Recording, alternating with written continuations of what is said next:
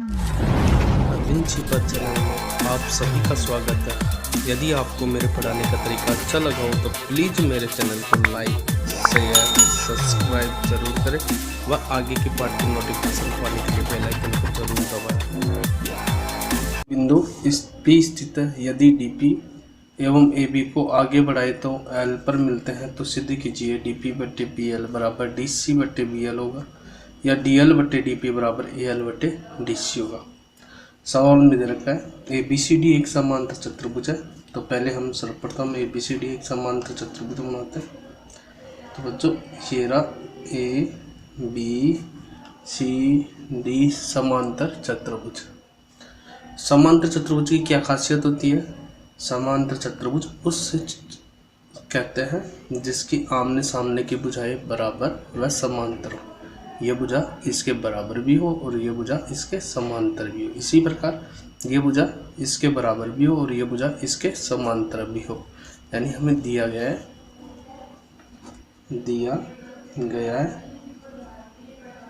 क्या क्या दिया गया है?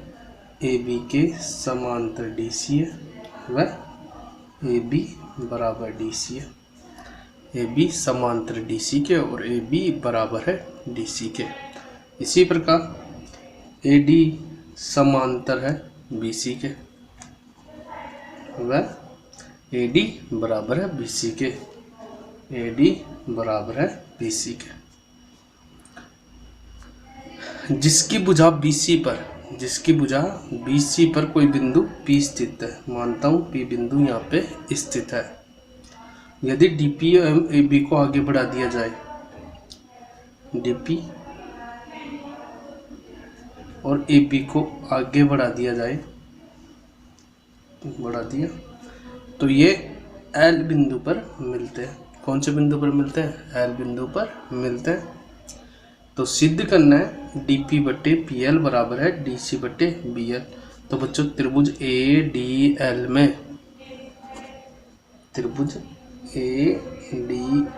में बच्चों मेरे को बताओ BP समांतर AD दे रखी है कि नहीं है? बिल्कुल दे रखी है। क्यों? क्योंकि BC AD के समांतर छोटा हिस्सा भी तो पूरी का बराबर होगा, क्योंकि समांतर रेखा का कैसा भी हिस्सा लो हमेशा समांतर ही रहता है। तो BP समांतर होगा AD के। त्रिभुज ADL में AD समांतर BP है, अतः थेल्स प्रमेय से क्या होगा? BL बट्टे AB इक्वल टू LP बट्टे PD। यानी थेल्स प्रमेय बोलती है भुजाएं समान अनुपात में होगी। तीसरी रेखा मध्यवर्ती रेखा के समांतर है तो दोनों भुजाएं समान अनुपात में होगी। तो त्रिभुज के अंदर LB बट्टे AB और LP बट्टे PD। अब कई बच्चे सोचते हो कि सर थेल्स प्रमेय कैसे लगाते हैं? तो बच्चों जिस त्रिभुज के अंदर चोंच है, जिस भुजा के समांतर रेखा है, उसके सामने वाली जो चोंच है उससे पकड़ेंगे LB बट्टे AB और LP बट्टे PD करेंगे। लेकिन बच्चों हमें सिद्ध में क्या करना है? DP बट्टे PL चाहिए। ये रहा DP बट्टे PL उल्टा चाहिए। तो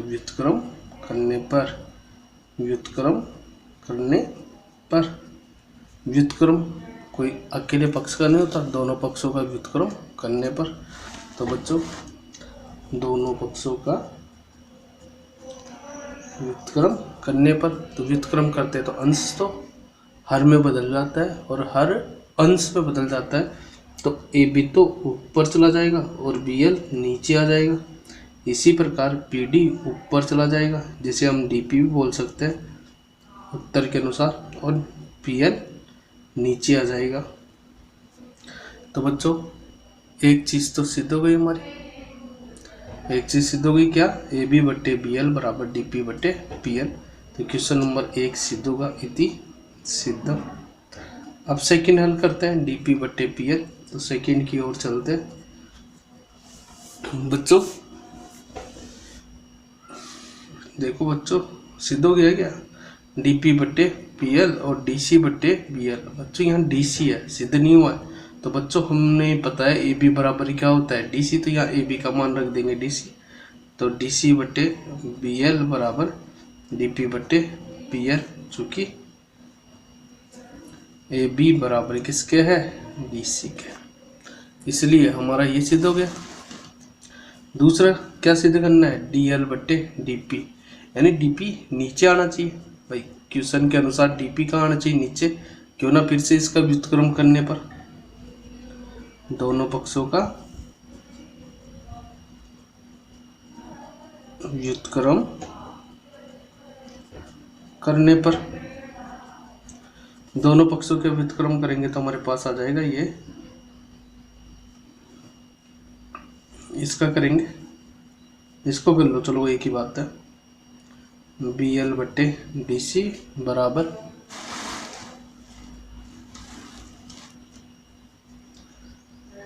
पी एल बटे डी पी,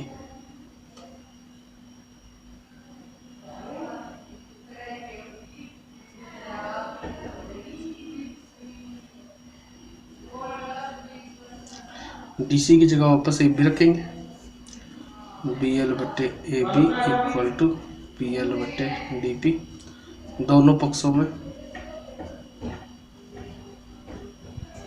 एक जोड़ने में प्लस एक करने पर,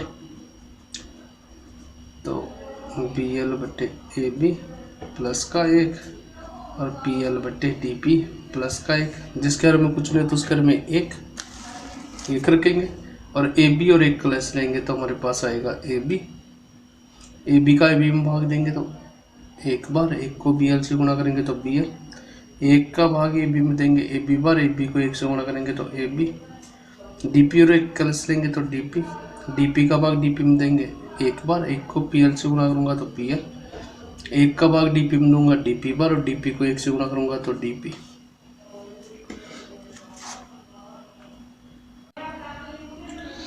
बी एल और ए बी को जोड़ेंगे तो बच्चों चित्र में देखते हैं, बी एल और ए बी के जोड़ेंगे तो चित्र आपको देख लो, चलो दिखाई देता हूँ, इधर आ जाते हैं। बी एल और ए बी को जोड़ूंगा तो मेरे पास क्या आएगा,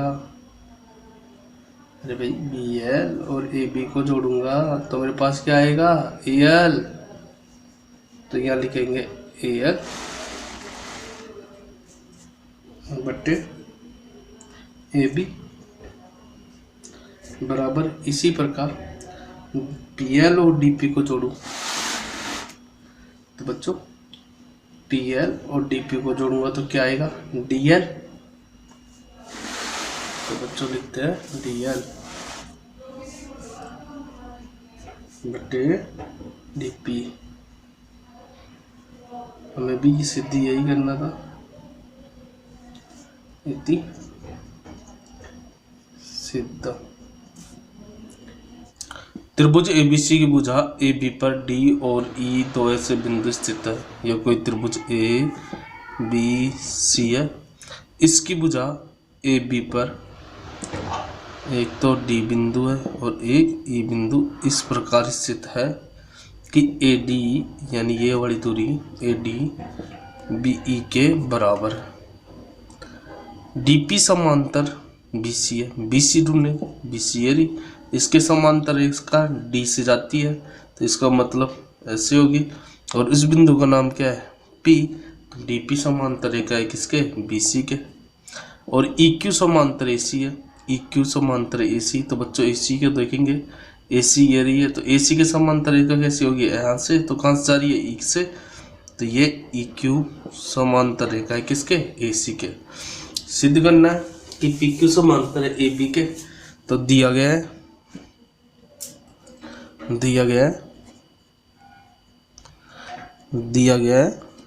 कि ए डी तो बराबर है बी के और डी पी समांतर बी सी है और ई क्यू है वो समांतर है ए सी के।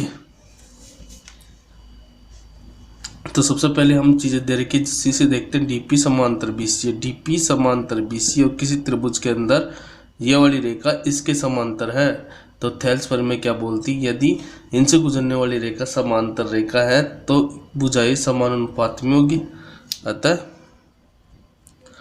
त्रिभुज ए बी सी में आधारभूत अनुपातिक परिमेय से परिमेय क्यों लगी कि क्योंकि त्रिभुज ABC में DP समांतर किसके, BC के। तो परिमेय क्या हो जाएगी, AD बट्टे DB बराबर AP बट्टे PC समीकरण 1। लेकिन फिर से हम देखेंगे त्रिभुज ABC में EQ समांतर AC के है। त्रिभुज ABC में दोबारा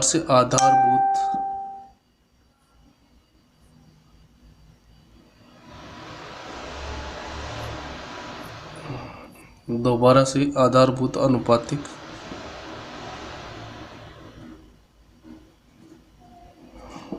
परिमेय लगाई। अब की बार परिमेय किसके लिए ला रहे, EQ समांतर किसके, AC के, EQ समांतर AC के। और थेल्स परिमेय लगाने के लिए बच्चों मैंने पहले भी आपको बताई ट्रिक क्या थी, विसमांतर रेखा के सामने वाली चोंच यानी जिसे बोलेंगे शीर्ष को पकड़ना है और वहां से लगाना शुरू करना है। तो कैसे करेंगे, BE बट्टे EA बराबर BQ बट्टे QC। BE की जगह बच्चों में दे रखा है, BE की जगह हम क्या लिख सकते हैं, AD। तो BE की जगह AD लिखने पर तो BE की जगह AD लिखेंगे। और बच्चों EA को क्या लिख सकता हूँ, इस EA को क्या लिख सकता हूँ, AD प्लस DE बराबर BQ बट्टे QC। दिख रहा है बच्चों सबको अच्छी तरीके से, यहाँ तक हो गया। तो बच्चों मेरे को बताओ AD बट्टे AD की जगह क्या लिख सकता हूँ, BE प्लस DE बराबर BQ बट्टे QC। तो AD बच्चों मेरे को बताओ BE और DE को जोड़े तो क्या आएगी, BD बराबर BQ बट्टे QC। इसको देते हैं समीकरण 2। समीकरण 1 व समीकरण 2 की तुलना करने पर, समीकरण 1 व समीकरण 2 की तुलना करने पर, समीकरण 1 और समीकरण 2 की तुलना करेंगे। दोनों के अंदर समान पक्ष AD बट्टे BD और यहाँ पे देखो AD बट्टे DB क्या हो जाएंगे, हट जाएगी। तो बचेगा क्या, AP बट्टे PC। और यहाँ से क्या बचेगा बच्चों, BQ बट्टे QC। सिद्ध करना है कि PQ समांतर AB है, कि भाई ये वाली रेखा डॉट डॉट करके जो मैं खींच रहा हूँ PQ किसके समांतर है, AB के। और बच्चों हमने थेल्स प्रमेय का विलोम पढ़ा था। थेल्स प्रमेय का विलोम क्या बोलता है, यदि भुजाएं समान अनुपात में हो, देखो AP बट्टे PC किसी त्रिभुज ABC में, दोबारा से देखो बच्चों किसी त्रिभुज APC में AP बट्टे PC है और BQ बट्टे QC यानी भुजाएं समान अनुपात में है। और भुजाएं समान अनुपात में है और किसी त्रिभुज के अंदर भुजाएं समान अनुपात में हो तो हम बोलते हैं कि थेल्स प्रमेय के विलोम से किन को मिलाने वाली रेखा, तीसरी रेखा क्या होगी, समांतर। तो PQ समांतर होगी AB के, अतः थेल्स प्रमेय के विलोम से। तो बच्चों यहीं पे लिख देते हैं, अतः थेल्स प्रमेय के विलोम से। 11.2 से उत्तर आ गया। क्या आ गया अभी, PQ समांतर होगी AB के, PQ समांतर होगी AB के इति सिद्धम। हमें यही सिद्ध करना था, PQ समांतर किसके निकालना था, AB के इति सिद्धम। यदि अभी तक आपने मेरे चैनल को सब्सक्राइब नहीं किया तो प्लीज़ पहले चैनल को सब्सक्राइब करें व आगे की पार्ट की नोटिफिकेशन पाने के लिए बेल आइकन को जरूर दबाएं। ABCD एक समलंब चतुर्भुज है जिसकी भुजा AB समांतर DC है तथा इसके विकर्णों पर प्रतिच्छेद करता है। बोला कि ABCD एक समलंब चतुर्भुज है, भाई ये समलंब चतुर्भुज बना दिया। इस समलंब चतुर्भुज का नाम है ABCD। एक समलंब चतुर्भुज है जिसके विकर्ण, इसके विकर्ण खींचूं BD और AC को मिलाऊं तो भाई ये ओ बिंदु पर प्रतिच्छेद करते हैं। हमें सिद्ध करना है कि ए ओ समांतर बी ओ और सी ओ समांतर डी ओ। तो समलंब चतुर्भुज कहते हैं कैसे? ऐसा चतुर्भुज जिसका एक जोड़ा समांतर रेखाओं से निर्मित होता हो। तो ए बी समांतर डी सी दिया गया है, यानी एक जोड़ा समांतर दे रखा है, और ऐसे चतुर्भुज को समलंब चतुर्भुज कहा जाता है। तो हम क्या करते हैं, हम ओ से कोई रेखा समांतर खींच लेते हैं, इसका नाम ले लेते हैं ई। तो हमने सर्वप्रथम रचना करेंगे, रचना की, रचना में क्या किया, ए बी समांतर ई ओ समांतर डी सी खींचने पर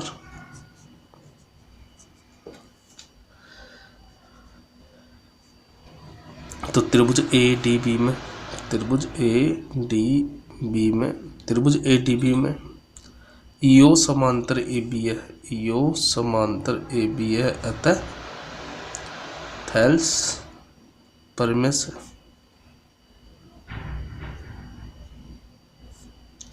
भाई ये वाली रेखा इस वाली रेखा के समांतर है। और किसी त्रिभुज में मध्य वाली रेखा तीसरी रेखा की समांतर है, तो हम बोलेंगे भुजाएं समान अनुपात में होगी। ये कौन बोलता है, थेल्स परमेश। तो क्या हो जाएगा, डी ई बट्टे ई ए बराबर हो जाएगा डी ओ बट्टे ओ बी के। इसको देते समीकरण 1। क्या तुम्हें ऐसा त्रिभुज और दिखाई दे रहा है? ये रेखा इसके समांतर, वो त्रिभुज का नाम है त्रिभुज ए डी सी में, त्रिभुज ए डी सी में यो समांतर किसके, डी सी के, यो समांतर डी सी, अतः